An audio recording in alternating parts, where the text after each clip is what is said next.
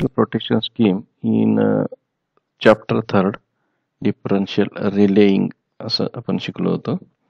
आता हेच differential protection scheme आपण पुन्हा नव्याने शिकूया. ही फिगर बघितल्यानंतर तुमच्या लक्षात येईल की दोन सिटी आपण सिंगल फेज ट्रान्सफॉर्मरच्या दोन्ही बाजूला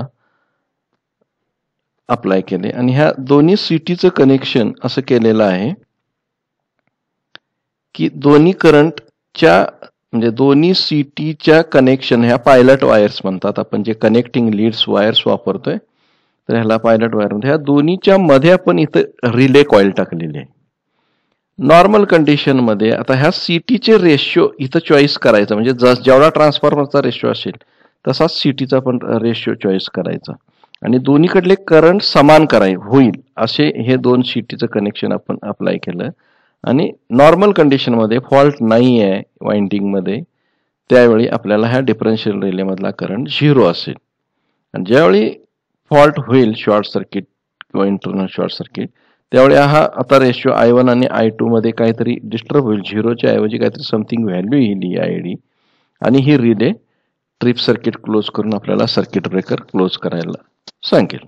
म्हणजे आपला हा ट्रान्सफॉर्मर म्हणजे फॉल्टी कंडिशन पासून आपल्याला वाचवू शकतो आपण.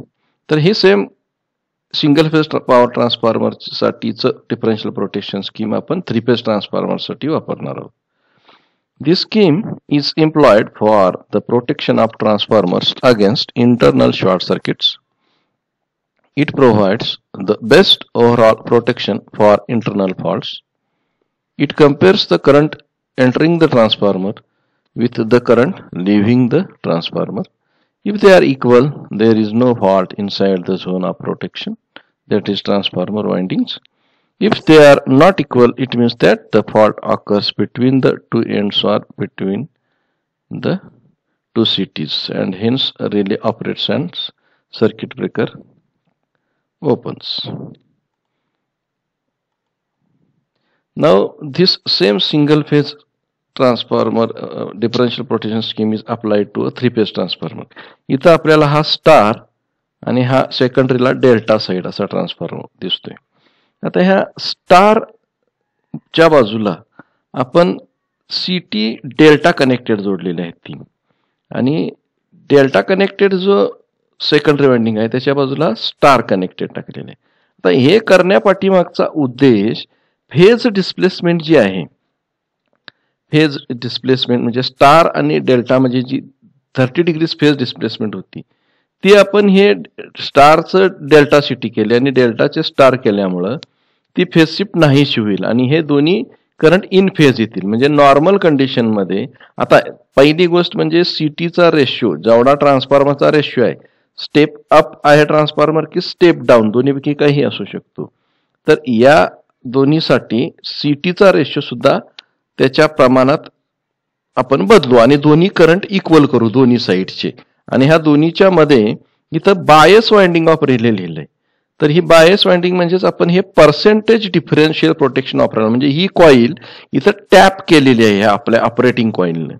म्हणजे ही रिस्ट्रेनिंग कॉईल आहे आणि ही ऑपरेटिंग कॉईल. तशा ह्या तिन्ही सिटीमध्ये ह्या रिस्ट्रेनिंग कॉईल आहेत आणि त्या टॅप केलेल्या आहेत ऑपरेटिंग कॉईलने. आणि हा स्टार पॉइंट ह्या तिन्ही ऑपरेटिंग कॉईलचा आपण सिटीच्या स्टार पॉइंटला कनेक्ट केलेला आहे. आता ज्यावेळी ह्या दोन्ही वाइंडिंग मध्ये म्हणजे ट्रान्सफॉर्मर मध्ये इंटरनल फॉल्ट होणार नाही, भले तो प्रायमरी इंटरनल वाइंडिंग मध्ये असेल किंवा primary to secondary short circuit असेल, जोपर्यंत फॉल्ट होणार नाही तोपर्यंत ह्या बायस वाइंडिंग आणि ऑपरेटिंग कॉइलची कनेक्शन आपण अशी केलेली असतील की हा इक्वल करंट रिले ऑपरेट होणार नाही. आणि ज्यावेळी फॉल्ट होईल त्यावेळी मात्र हा डिस्टर्ब म्हणजे बायस वाइंडिंग आणि ऑपरेटिंग कॉइल मधून करंट ऑपरेटिंग कॉइल मधून इतका फ्लो होईल फॉल्ट की आपल्याला हा ट्रिप सर्किट क्लोज करून trip contact circuit relay trip सर्किटचे सर्किट ब्रेकरला आपल्याला सिग्नल देईल की आता हा फॉल्टी ट्रान्सफॉर्मर झालेला आहे आणि सर्किट ब्रेकर ओपन झालेला बरा. तर अशा पद्धतीने आपण हे डिझाईन केलेलं असेल रेशिओ. आपण नंतर म्हणजे हे सर्क्युलेटिंग करंट प्रिन्सिपल म्हणजेच डिफरन्शियल प्रोटेक्शन ट्रान्सफॉर्मरला अप्लाय करत असताना जो प्रॉब्लेम येतोय, एक म्हणजे फेज डिस्प्लेसमेंट, दुसरा म्हणजे रेशिओ, हे दोन्ही आपण नंतरच्या लेक्चरमध्ये डिस्कस करणार आहोत.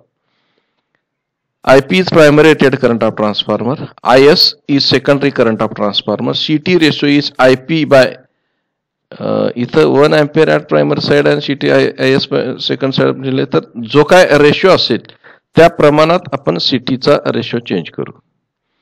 आता हे बायस डिफरन्शियल प्रोटेक्शन आहे डेल्टा स्टार ट्रान्सफॉर्मरसाठी. आता हे रिव्हर्स केलं, डेल्टा साईडला ट्रान्सफॉर्मरच्या स्टार कनेक्टेड CT टाकले आणि स्टार साईडला हे डेल्टा कनेक्टेड टाकले आणि ह्या तिन्ही पायलट वायर्समध्ये आपण पुन्हा ऑपरेटिंग कॉईल टाकल्या. इथं रिस्ट्रेनिंग कॉईल जरी दाखवली नसली तरी त्या पर्सेंटेज बायस आहेच.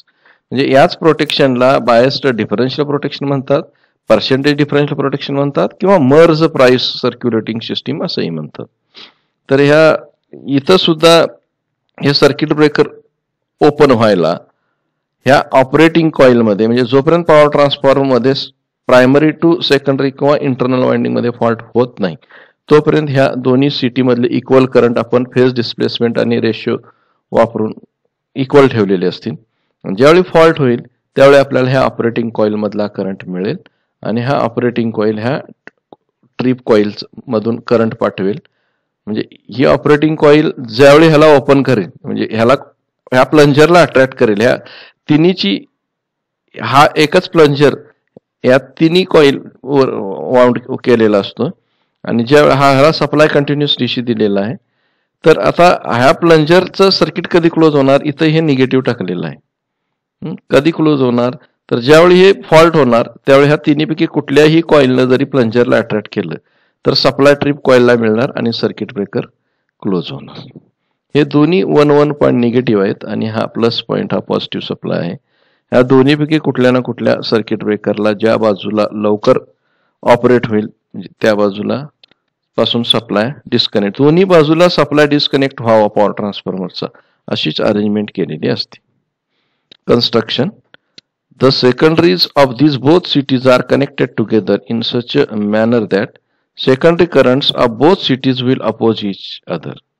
आता कनेक्टेड टुगेदर इन सच ए मॅनरचा अर्थच असा आहे की हा CTचा रेशो आपण ऍडजस्ट केलेला आहे. जसा ट्रान्सफॉर्मरचा रेशो स्टेप अप किंवा स्टेप डाऊन असेल त्या प्रमाणात आपण दोन्हीकडचा रेशो रिव्हर्स करू, म्हणजे आपल्याला दोन्हीचं सेकंडरी करंट इक्वल भेटतील की ज्याच्यामुळे आपल्याला नॉर्मल कंडिशनमध्ये ऑपरेशन नको आहे. In other words, the secondaries of both CTs should be connected to same current coil of the differential relay in such a opposite manner that there will be no resultant current in that coil in normal working condition of the transformer. Operation. If any major fault occurs inside the transformer due to which the normal ratio of the transformer disturbed, म्हणजे CTचा, then the secondary current of both transformer will not remain the same and one resultant current will flow through the operating current coil of the differential relay, म्हणजे तिन्हीपैकी एक, which will actuate the relay and trip both the primary and secondary circuit breakers.